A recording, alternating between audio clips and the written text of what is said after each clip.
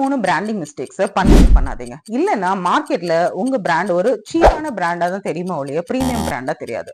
Mistake number 1, too many discounts.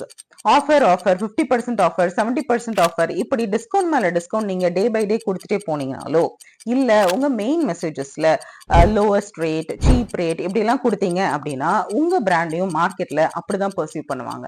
Cheap பிராண்டா தான் perceive பண்ணுவாங்க, பிரீமியமா பண்ண மாட்டாங்க. Mistake number 2, inconsistent brand identity.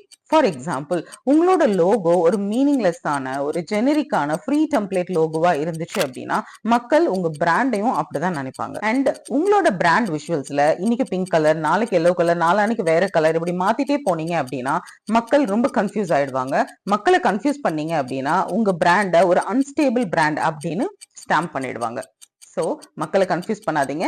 If you confuse them, you lose them. Mistake number 3, lack of clear positioning. நாங்க எல்லாத்தையும் sale பண்றோம், எல்லாருக்கும் sale பண்றோம் இப்படி சொன்னீங்க அப்படின்னா மக்கள் உங்களோட பிராண்ட ஒரு சீப் பிராண்டா தான் பார்ப்பாங்க. ஏன்னா உங்க பிராண்ட்ல ஃபோக்கஸ் இல்ல. பிரீமியம் பிராண்ட்ஸ் எப்பவுமே அன்போக்கஸ்டா இருக்க மாட்டாங்க, ரொம்ப ஸ்பெசிபிக்கா இருப்பாங்க. உங்க பிராண்டிங்ல கிளாரிட்டியோ ஃபோக்கஸோ இல்ல அப்படின்னா அது கண்டிப்பா பிரீமியமா தெரியவே தெரியாது. ஸோ உங்க பிராண்டோட பொசிஷனிங்க ரொம்ப ஸ்ட்ராங்கா பிளேஸ் பண்ணுங்க. நீங்க ஹார்ட் ஒர்க் பண்ற உங்களோட பிராண்ட் சீப்பா தெரியணும்னா எல்லார்கிட்டயும் செல் பண்ண ட்ரை பண்ணுங்க. பிரீமியமா தெரியணும்னா யார்கிட்டயும் செல் பண்ண ட்ரை பண்ணவே பண்ணாதீங்க. Right audience will choose you automatically.